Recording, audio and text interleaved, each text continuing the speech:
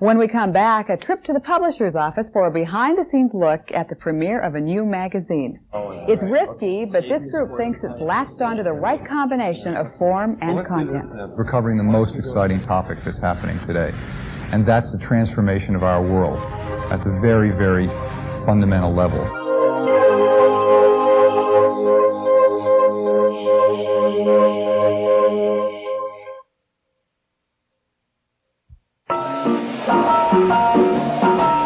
It may not look like your idea of a great party, people off in corners reading, but for a San Francisco group launching a new magazine about the digital age, this is just what they wanted. The magazine is called Wired. Backers are hoping the combination of high-tech information with rock and roll delivery will catch the eye of a wide audience. All those trying to keep up with how increasingly smarter machines are changing the way we live.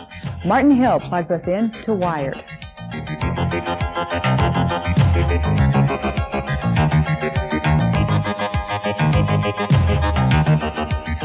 Wired is about the world that we're living in now and the mind style of the digital generation.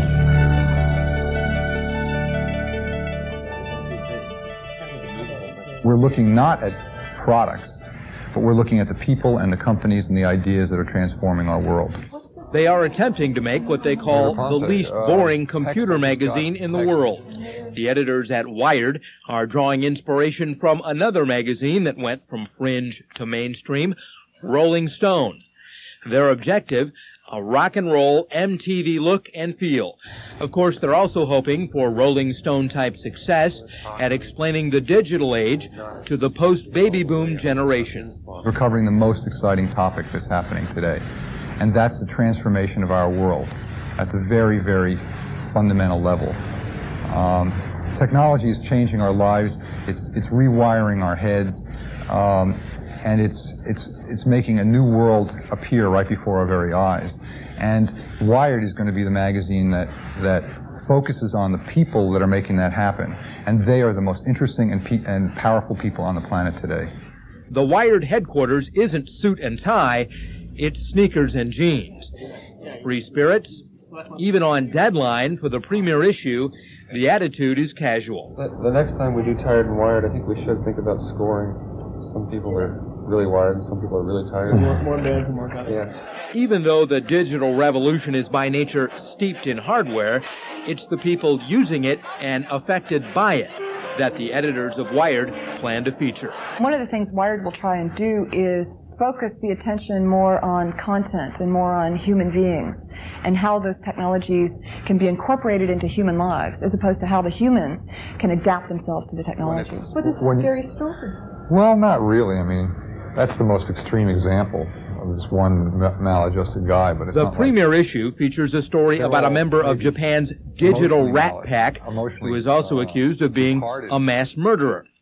Also, Wired's take on computer sex talk among digital revolutionaries. And a cover story on high-tech war by cyberpunk maven Bruce Sterling. Topics designed to appeal to people already holding membership cards in the digital generation. It will synthesize things for people in a way that helps them make sense of their own interests. So it'll be more kind of interactive in its audience appeal. The look is hip and trendy. Type styles change. Stories seem unanchored to a single page. Unusual artwork abounds. But if Wired is on the cutting edge of a high-tech takeover, what's it doing on paper? If its prediction is true that the digital revolution will come to pass, then in some way this magazine will have to go out of existence. It would have to transmute itself into a computer program that appears for us on a video screen, or a hologram or a 3D image that appears in our living room. You get beautiful images, full color. It's a fully interactive product, and as far as we're concerned, that's the best use of currently available technology. The editors do have plans to expand Wired beyond the limits of paper, but that's down the road a bit. A cable television show, an online interactive magazine. It would include perhaps a book range. It would include a wide variety of products for a much larger audience than we have today. Transfer okay? Yeah. Titles work out? Titles worked out fine. Before Wired can become the Rolling Stone of Silicon Valley, it must first survive the lean startup times. For most magazines, that's around 3 years. So it could be a while before we know if the public is really plugged in to Wired. Martin Hill, CNN Future Watch. Wired will hit the streets January 26th and come out every other month. The cost, $4.95 on the newsstand. Join us again next week for another look at the news that's shaping the future. And for all of us on Future Watch, I'm Donna Kelly.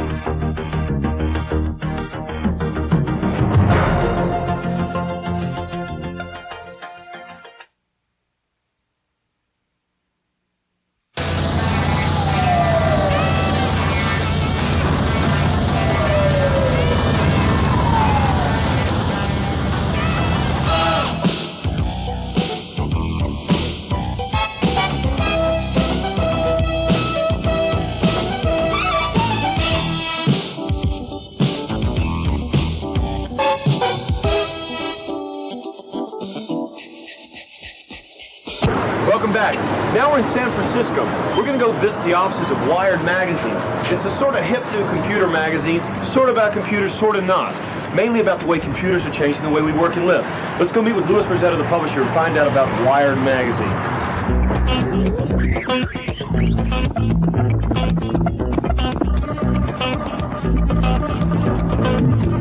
I gotta commend you. The book looks great. Looks great. It's actually got a little of that LA style feel. I heard Rolling Stone meets technology. How would you respond to that, and tell me about the book? Someone else compared it to the unnatural offspring of Mondo 2000 and The Economist. So kind of like that one too. How did it all start? The purpose of Wired, or the focus of Wired, is the digital revolution, and it's the changes that we're seeing all around us that are transforming our world. And we're not a technology magazine. We're not a normal lifestyle magazine, a consumer book. We believe, a new category of magazine that's a really 90s phenomenon. And we're looking at the confluence of media, communications, and computing. And we're looking not at the technology per se, but at the people and the companies and the ideas that are making it happen. So Wired is as I said, not about technology per se, but it's about the digital generation and how they're coming to power and changing our world.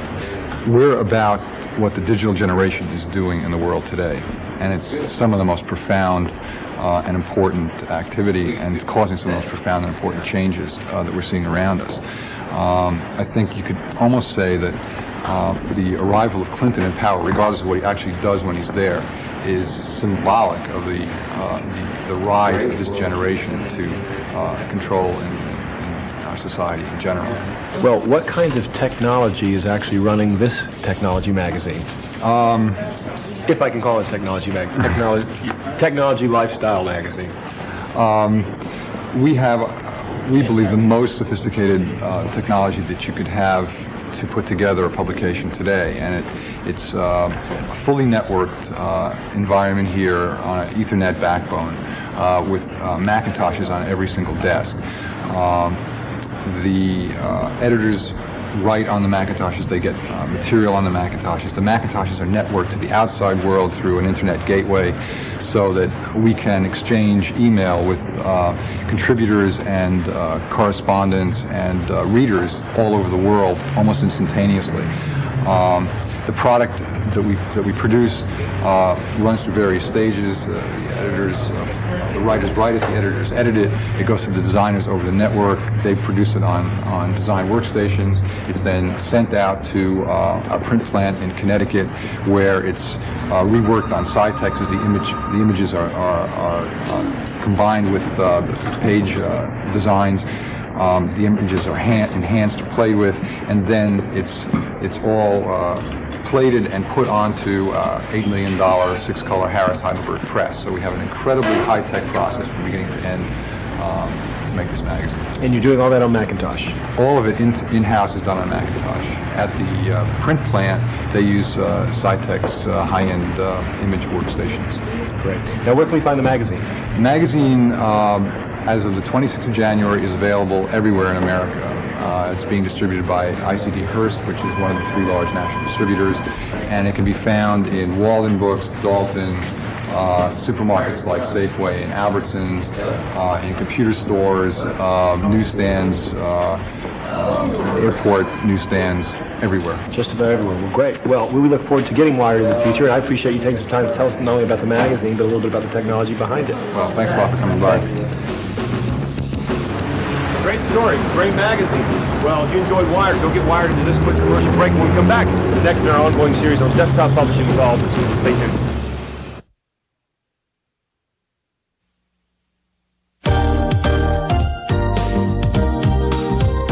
$268 new magazines that publish more than 4 times a year appeared in 1991. 1 year later, more than half were out of print. And by 1995, only 30% will still be in business. Well, if your tastes and interests include such things as virtual reality, computer networking, interactive technology, chips, morphs, ASC2 and CD-ROM, if you consider yourself part of the so-called digital generation, there's a brand new magazine, and it's aimed directly at you. It's called Wired, and this is a high-tech, high-quality, and high-concept publication. The premiere issue just hit the newsstands, and we're going to introduce you to the creators of Wired. They are in their offices this morning in San Francisco, California. Joining us is Jane Metcalf. She is the magazine's president, and Louis Rossetto. He is the editor and publisher. Thank you both for joining us. Jane, let me start with you. Could you describe, you say your magazine is for the digital generation. What exactly does that mean? Well, it means everybody who is creating this technology and using this technology in their lives.